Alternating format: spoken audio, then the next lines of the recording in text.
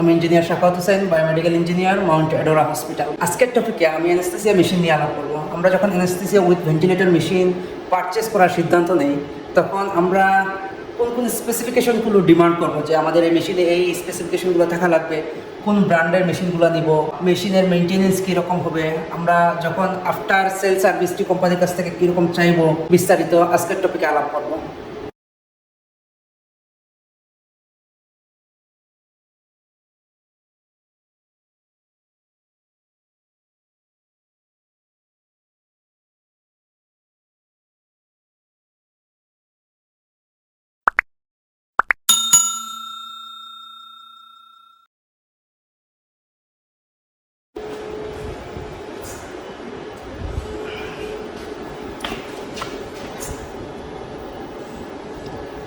Vaporiser, এটাকে anaesthesia মেশিনের heart বলা হয়। আমাদের অ্যানেস্থেসিয়া মেশিনে ভেপোরাইজারটা যত ভালো ব্র্যান্ডের হবে, আমাদের মেশিনের লংজিভিটি, মেশিনের সার্ভিস তত ভালো দেবে।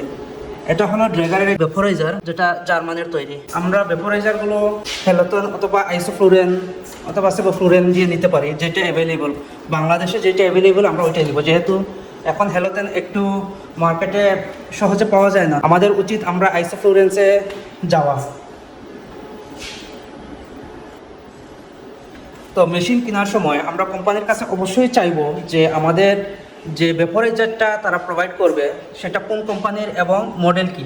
আমাদের ভেপোরাইজারটা কি আপডেট ভেপোরাইজার না ওল্ড মডেলের কোনো ভেপোরাইজার। সেকেন্ডলি, আমরা অ্যানেস্থেসিয়া উইথ ভেন্টিলেটর মেশিনের ভেন্টিলেটর অপশনে যাব, যে আমার ভেন্টিলেটরে কয়টা মুড আছে, মুডগুলো দেখবো। যেহেতু অ্যানেস্থেসিয়া যাওয়ার সময় ভেন্টিলেটরের প্রয়োজন হয়, তো ভেন্টিলেটরের মোডগুলো আমরা অবশ্যই খেয়াল রাখবো। এখানে আমাদের মোডগুলো আছে 1, 2, 3, 4, 5, 6, 7, 8 এবং ম্যানুয়াল সহ টোটাল 8টা মোড আছে। মানে আমরা ভিসিবি, এসআইএমবি, পিসিবি, এসআইএমবি পিসি, সিপ্যাপ সহ যে মোডগুলো আমরা ইউজ করি, ওই মোডগুলো অ্যাভেলেবেল আছে কি না। অ্যানেস্থেসিয়া মেশিনটা আছে ওইটা অ্যাডাল্ট এবং পেডিয়াট্রিক মুড আছে কিনা, যে আমরা যখন পেডিয়াট্রিক সার্জারির সময় কি এই মেশিন ইউজ করতে পারবো কিনা। তো বেশিরভাগ মেশিনে অ্যাডাল্ট এবং পেডিয়াট্রিক মুড থাকে, তারপরেও আমরা এগুলো ইনশিওর করবো যে অ্যাডাল্ট এবং পেডিয়াট্রিক আছে কিনা, ভেন্টিলেটরের মুড কতটা আছে। এইখানে আমরা অক্সিজেন, নাইট্রাস অক্সাইড এবং এয়ারের ডিসপ্লে দেখতে পাচ্ছি। অ্যানেস্থেসিয়া উইথ ভেন্টিলেটর আছে যেগুলোতে এই ডিসপ্লেটা ডিজিটালি করা হয়েছে। লাইক এখানে 0.1 থেকে 1 লিটার পার মিনিট অক্সিজেন আছে, এখানে হলো 10 লিটার পর্যন্ত অক্সিজেন আছে। এই মিটারিংগুলো আমরা দেখবো যে আমরা কত লিটার পর্যন্ত সর্বোচ্চ দিতে পারবো। এগুলো অ্যানালগ মিটার না ডিজিটাল মিটার। আমরা যদি ভেন্টিলেটর অপশন পার্টে আসি, তাহলে এখানে আমরা দেখতে পারবো যে দুইটা মুড আছে, একটা হলো অটো এবং একটা হলো ম্যানুয়াল মোড।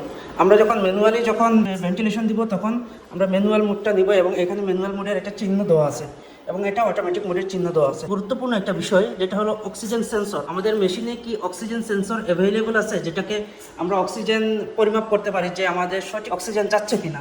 এই সেন্সরের আবার ক্যালিব্রেশন করা লাগে। আমরা যখন সেন্সর ক্যালিব্রেশনটা করব, তখন মেশিনের পারফরমেন্সটা দেখতে পারবো সেন্সর ক্যালিব্রেশনের মাধ্যমে। অ্যানেস্থেসিয়া উইথ ভেন্টিলেটর 2টা গ্যাস এবং 3টা গ্যাসে পাওয়া যায়। আমাদের এখানে অক্সিজেন, নাইট্রাস অক্সাইড এবং এয়ার 3টা মোড দিয়েই আমরা এই অ্যানেস্থেসিয়া মেশিনটা নিয়েছি। পাওয়ার সুইচ, আমি যদি পাওয়ার সুইচ অফ করে দেই, মেশিনটি এখন ব্যাটারি ইউজ, মানে যেহেতু এটা একটা লাইফ সাপোর্ট মেশিন, আমরা এটা ডুয়েল সোর্স ইনশিওর করব। এবং এই ব্যাটারির লাইফ সাইকেলটা আমরা প্রতি 3 মাস পর পর চেক করব, ব্যাটারি কতক্ষণ ব্যাকআপ দিচ্ছে। যদি ব্যাটারির ব্যাকআপ কমে যায়, আমরা তাড়াতাড়ি ব্যাটারিটা রিপ্লেস করে ফেলবো। কেনার সময় আমি অবশ্যই যাচাই করবো যে আমার অক্সিজেন সেন্সরের লাইফ টাইম কতটুকু। এগুলো তো মূলত আমরা 1 বছরের লাইফ সাইকেল থাকে, যে 1 বছর পর পর চেঞ্জ করা লাগে। কিছু কিছু কোম্পানি আছে যে লাইফ সাইকেল দেয়, যে মেশিনের লাইফ টাইম যতক্ষণ, আমরা সাধারণত 7 থেকে 10 বছর লাইফ টাইম যদি ধরি। আবার কিছু কিছু সেন্সর আছে যে 1 বছর পর পর চেঞ্জ করা লাগে, সেক্ষেত্রে আমাদের প্রায় 20 থেকে 25,000 টাকার একটা সেন্সর প্রতি বছরই চেঞ্জ করা লাগবে। এটা হলো সোডা ল্যাম্পের জার, এখানে আমরা সোডা ল্যাম্প ইউজ করবো। অ্যানেস্থেসিক গ্যাস স্ক্যাভেঞ্জিং সিস্টেম, যেটাকে আমরা বলা হয় এজিএসএস। আমাদের মেশিনে যে এক্সট্রা গ্যাসগুলো আছে, ওইগুলো যাতে আমরা স্ক্যাভেঞ্জিং সিস্টেমের মাধ্যমে এটা বাহির করতে পারি, এটার জন্য মেশিনে এক্সট্রা একটা অ্যানেস্থেসিক গ্যাস স্ক্যাভেঞ্জিং সিস্টেম জার লাগবে, যেটার মাধ্যমে আমরা এই গ্যাসটাকে আমরা বাইরে ফেলে দিতে পারবো। তো এটা যেহেতু এক্সপেন্সিভ, এটা আমরা উল্লেখ করব। যদি আমাদের ওটিতে এজিএসএস ফ্যাসিলিটি থাকে, তাহলে আমি মেশিনে এজিএসএস অপশনস ইনক্লুড করে পারচেস করব। মেশিনটি যখন আমি অন করব সিলেক্টর সুইচের মাধ্যমে, অন করার পরে অটোমেটিক কিছু চেক করে নেবে, মেশিন ভালো আছে কিনা, মেশিন ফাংশনেবল আছে কিনা অটোমেটিক চেক করে নেবে, তারপর মেশিন ইউজের জন্য রেডি করবে।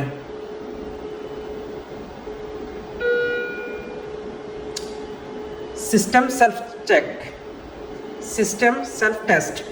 এখানে আমরা দেখতে পাচ্ছি যে flow calibration, power calibration, flow sensor, pressure sensor, এগুলো পাওয়ার সাপ্লাই সহ সেফটি বাল্ব সহ সবগুলো পাস্ট আছে। তার মানে আমি কন্টিনিউ তখন দিব। কন্টিনিউ দেওয়ার পরে এইখানে কিছু জিনিস জানতে চাচ্ছে যে প্রেশারগুলো নর্মাল আছে কিনা, ব্রিদিং পাইপ যেটা আছে কারেক্টলি ইনস্টল করা আছে কিনা,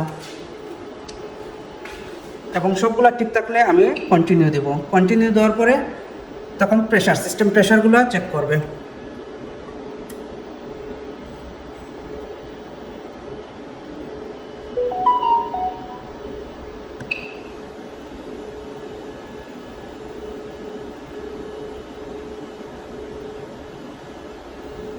কমপ্লায়েন্স টেস্ট নামে একটি আছে যেটি ফেল আসছে, তার মানে আমি কোনো জায়গায় প্রবলেম হয়েছে। প্রেশারগুলো সিলেক্ট করে প্রপারলি রিট্রাই দেব। এখন আমি দেখতে পাচ্ছি যে কমপ্লায়েন্স টেস্ট সহ সবগুলো পাস্ট আসছে। নেক্সট সেটআপ, নেক্সটে যেগুলো চাচ্ছে যে supply gas normal, flush gas, auto flush gas যেটা আছে ওইটা ঠিক আছে কিনা, আমি ম্যানুয়াল সুইচটা দিব, দেন স্টার্ট খুলে দেব। ওকে, মেশিন এখন রেডি। আমি দেখতে পাচ্ছি মেশিন কি আমি অ্যাডাল্ট মোডে ইউজ করব না চাইল্ড মোডে ইউজ করব। সিলেক্ট করব অ্যাডাল্ট এবং ভেন্টিলেশন স্টার্টে দিলে ভেন্টিলেশন শুরু হয়ে যাবে। এখানে আমরা যেটা দেখব যে আমাদের auto sensor calibration, auto sensor calibration 21% এবং 100% দিয়ে ক্যালিব্রেট করে নেব। ক্যালিব্রেট করে নেওয়ার পরে মেশিন ইউজ করব। লিক টেস্ট দিব যে কোনো জায়গায় লিক আছে কিনা। মেনটেনেন্স পাসওয়ার্ড দিয়ে আমরা মেনটেনেন্সের কিছু প্যারামিটার আছে যেগুলো মাঝে মধ্যে চেক করা লাগে, এগুলো চেক করব। ভেন্টিলেশন মোডটা স্টার্ট করে দেখতে পাচ্ছি যে আমাদের ভেন্টিলেশন শুরু হয়ে গেছে।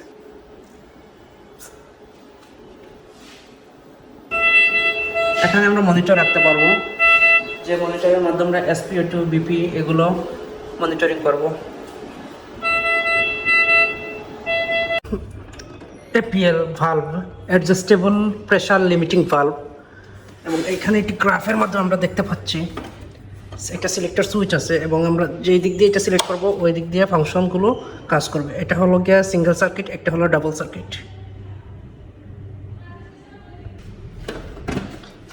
এটা ভ্যালস হাউজিং এবং এটা CO2 অ্যাবজর্বার একটা চেম্বার। এখানে আমরা সুডালিম ইউজ করতে পারি। সুডালিম এই চেম্বারটা রাখলে CO2 অ্যাবজর্ব করবে এটাই।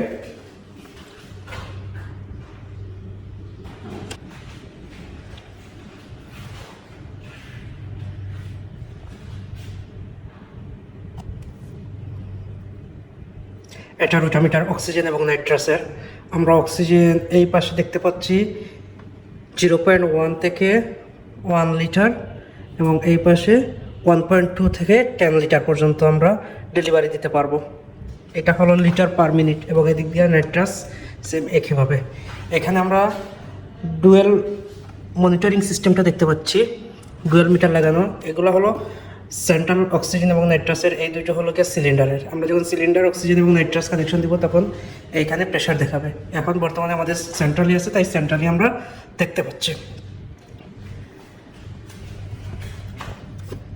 এখানে আমাদের ডুয়েল ভেপোরাইজার সিস্টেম করা আছে।